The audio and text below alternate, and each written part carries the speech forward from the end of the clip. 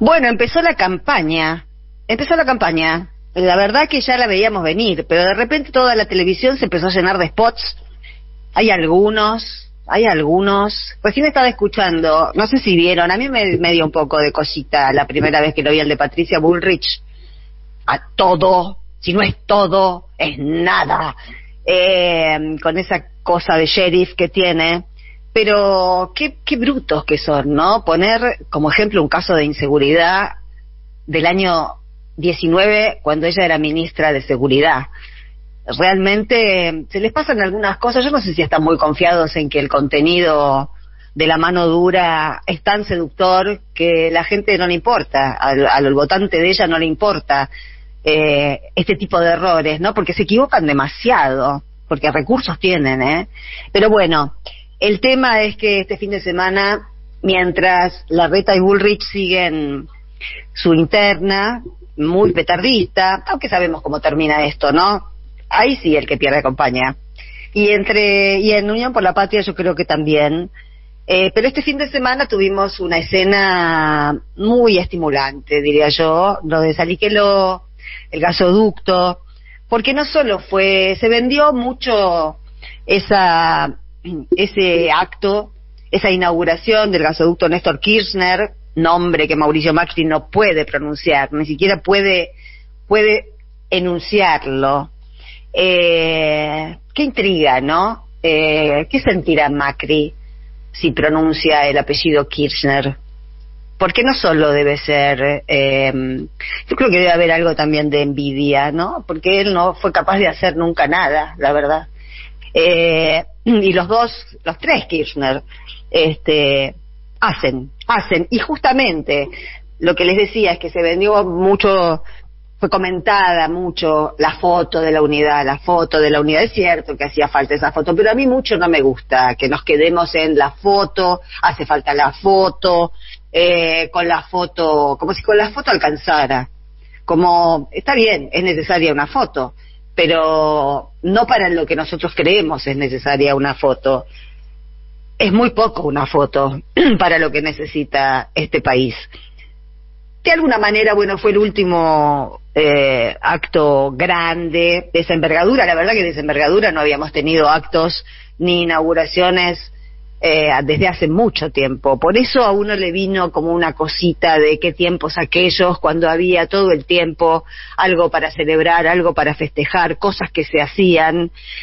Y porque el peronismo es teoría y praxis. Cuando Cristina dice no es ideológico, no fue ideológico, esto fue pensado, el plan energético de Néstor, y esto es la continuación, esto no fue pensado, por supuesto que es ideológico, pero no es desde la ideología que se hace obra pública, se hace obra pública como servicio al país, y eso lo debería hacer un gobierno de cualquier signo. Sin embargo, sabemos que los que hacen obra pública a veces son los peronistas, y que los otros no hacen un pito, la verdad.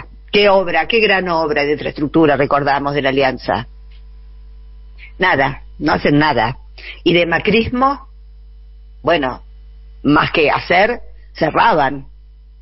Y ahora nos damos cuenta. Yo creo que uno de los puntos culminantes del acto de Saliqueló fue cuando Massa se sinceró, o dio el dato y le agradeció Alberto Fernández que no hubiese puesto reparos en diciembre cuando esto se motorizó.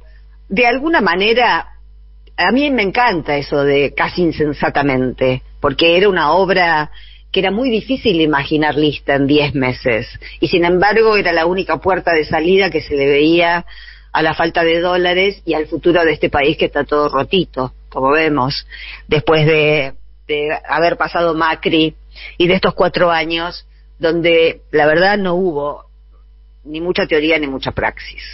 Hubo como un sostenimiento de lo que había, y también hubo, que hay que reconocerlo, paz social, ¿no?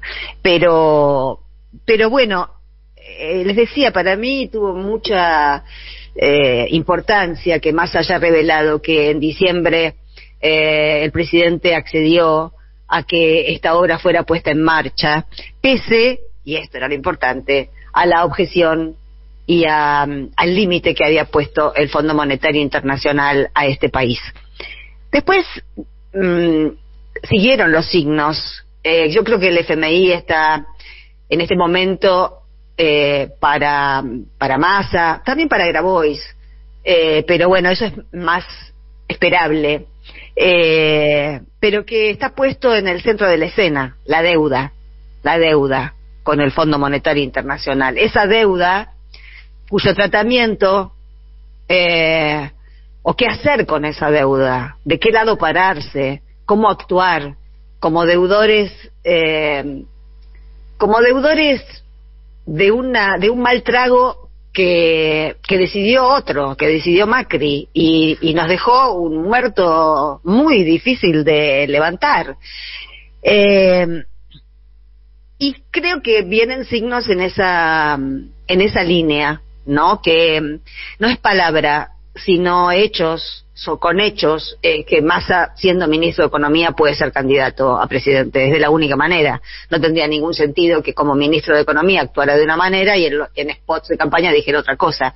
Su campaña tiene que ser su actuación como ministro de Economía. Y en ese sentido, ya empezó a haber algunas señales importantes de qué estuvieron pensando, en qué estuvieron trabajando, qué se tejió en esa relación que todo el mundo dice que es muy fluida, muy construida y muy dialogada con Máximo Kirchner, ¿no? Antes que con Cristina. Hoy hubo, antes de pasar de seguir con el Fondo Monetario, bueno, hoy hubo un intercambio de tweets bastante fuertes entre Macri y Cristina. Macri tuiteó que él no lo hizo, pero dejó todo listo, ¿no? Llamó a licitación 2 meses antes de irse. Los tweets de Cristina contienen muchísima información. Ella no contesta ella solo contesta con datos, mejor dicho, ¿no? Pone datos, que es lo que ella considera no ideológico, porque cuando entra la ideología en una discusión, y bueno, lo que es bueno para uno es malo para el otro. Con los datos es más fácil visualizar qué le pasa al país cuando está uno al mando y cuando está el otro al mando. Y hay un párrafo que quería compartir con ustedes dentro del último tuit de Cristina, que me parece que primero da cualquier cantidad de datos. Tenemos que hablar con Julio De Vido esta semana, porque en realidad el que motorizó todas estas cosas que enumera Cristina, y son innumerables, de la obra pública hasta llegar a poder llegar a terminar el gasoducto, a que sea el momento de hacer el gasoducto Néstor Kirchner. Bueno, hubo un trasfondo de enorme trabajo y de obras de enorme envergadura. Primero le da toda esa data a Macri, que Macri no debe ni poder leerla, pobre. Y después hay un párrafo un poco más político. Dice, pero hablando de gobiernos desastrosos, le recuerdo que el único presidente que se presentó a una reelección y la perdió fue usted, ingeniero, y la perdió. En cambio, Néstor Kirchner, pudiendo haber sido reelecto por amplísima mayoría, decidió no presentarse a la reelección. En cuanto a mí, le recuerdo que no solo fui la primera mujer electa presidenta, sino que además me reeligieron por el 55% de los votos. Y si ahora no pude presentarme como candidata, fue porque los fiscales y jueces que juegan al fútbol en su quinta particular me proscribieron. Esto hay que tenerlo presente siempre. Después, bueno, sigue con que con razón su mamá le decía mentiroso, bueno, pero esto hay que tenerlo siempre presente, porque a mí me parece que de cara a estos años, que van a ser seguramente difíciles, pero esperemos que se empiece a tomar un rumbo que hasta ahora no se tomó, y precisamente el rumbo que va encarando a mí me parece muy correcto. Tiene que ver con 2 cosas sin las cuales gane quien gane es lo mismo. Y es, por un lado, qué hacer con la deuda, porque esta deuda, además de inflacionaria, también, bueno, el FMI es nuestro tutor, nos dice qué se puede hacer, qué no se puede hacer, y han empezado los gestos, bueno, que ahora retomamos, pues si no me mezclo. Y la otra cosa es que no debemos olvidar, y por eso me parece importante retomar ese párrafo de Cristina, es la Corte Suprema, es la reforma judicial. Esto son las 2 cosas que tenemos que resolver para poder tener algún tipo de autonomía como para empezar a pensar en algo que nos ilusione, que nos entusiasme. Nada nos va a ilusionar y nos va a entusiasmar mientras el Fondo Monetario siga diciendo qué podemos hacer y qué no podemos hacer. ¿Por qué Macri no hizo el gasoducto? Obviamente que no lo hizo porque el Fondo no quería. El Fondo tampoco quería Ministerio de Salud. El Fondo tampoco quería Ministerio de Cultura. El Fondo no quiere nada. ¿Por qué algunos mandatarios van y piden deuda como Macri? Porque quieren que sus países no crezcan. Es sencillamente por eso. Porque teniendo países enanos y sin posibilidad de desarrollo, están obligados a aceptar las condiciones que impone el Fondo Monetario Internacional, o sea, el gobierno de Estados Unidos, y ellos tienen sus intereses puestos ahí, no los tienen en el pueblo argentino, ni en la mejoría del pueblo argentino. Entre otras cosas, Massa ahora pide que se envíe una ley para que de ahora en adelante el presidente que decida o que quiera endeudarse tiene que tener las 3/4 partes de los votos del Congreso. Y estaría bien eso, porque ya vemos como una deuda como la que tomó este hombre, nos nubla, le nubla al país, a este y a cualquier otro, su autonomía, su capacidad de gobierno autónomo. Ahora, lo del Fondo Monetario se está poniendo interesante. Ustedes recordarán que el último pago se hizo con yuanes. Eso fue una señal. Yo no creo que el Fondo Monetario haya recibido alguna vez algún pago de deuda con yuanes. Es un signo de estos tiempos.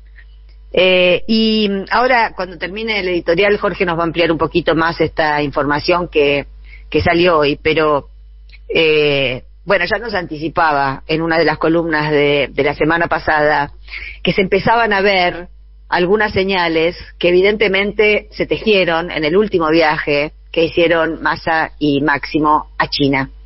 Y evidentemente, una vez más, la Argentina, como pasó con los fondos buitres en su momento, que cuando estábamos acosados con Kicillof como ministro de Economía, tan vapuleado por Moreno, ¿cómo la tiene Moreno con Axel? Qué cosa, qué resentimiento.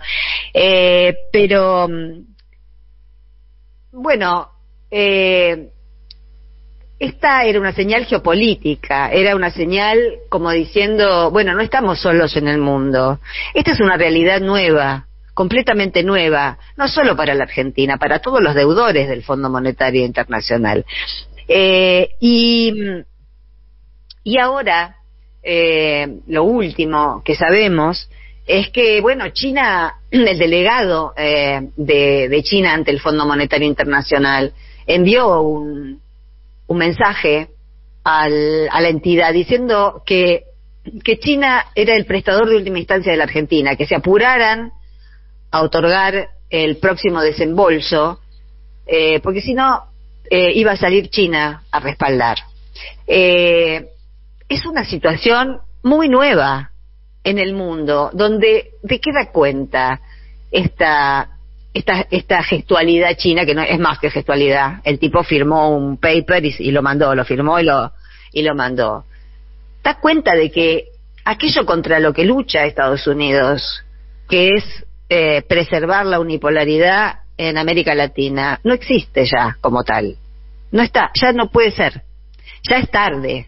No solo porque hay inversiones chinas, sino porque China no está pidiendo, o mejor dicho, lo que trae es plata, son inversiones, pero tampoco está pidiendo que cierre ningún ministerio, tampoco está diciendo cómo quiere que se vistan las mujeres, tampoco está diciendo qué ley se puede aprobar y tampoco está diciendo que hay que exterminar al kirchnerismo, como los representantes de Estados Unidos en la Argentina. Y la verdad que hay que alegrarse mucho de que nos toque en el medio de tanta malaria y de la pandemia y de la sequía y del cambio climático y de la ultraderecha, del crecimiento del neofascismo y la mar en coche. Hay que alegrarse de que nos toque esta época multipolar, porque hace muy poco tiempo esto hubiera sido totalmente imposible. Las opciones para un país endeudado, aunque no hubiera sido decisión del gobierno de turno, esta decisión alocada de pedir guita con la que se hubiesen podido hacer varios gasoductos, Néstor Kirchner, y sin embargo no sabemos a dónde fue, o mejor dicho, sabemos que se la afanaron todas, y a la Argentina no llegó un mango. Un país en la situación en la que estamos nosotros estaría verdaderamente condenado. En cambio, esta realidad del mundo multipolar nos da la posibilidad de que las potencias compitan a ver no quién destruye más rápido un país, sino quién es capaz de ayudarlo. Así que bueno, la situación se complejizó para bien, y esperemos esperemos las respuestas del Fondo Monetario. Pero ya terminamos esta introducción. El mundo multipolar ya llegó, pese a la guerra, pese a los obstáculos que pone Estados Unidos, pese a la comandante Richardson, pese a todo el interés en aprovechar esta situación ridícula en la que Argentina parece el único país de la región que no nacionaliza el litio. Bueno, esto les pone un coto.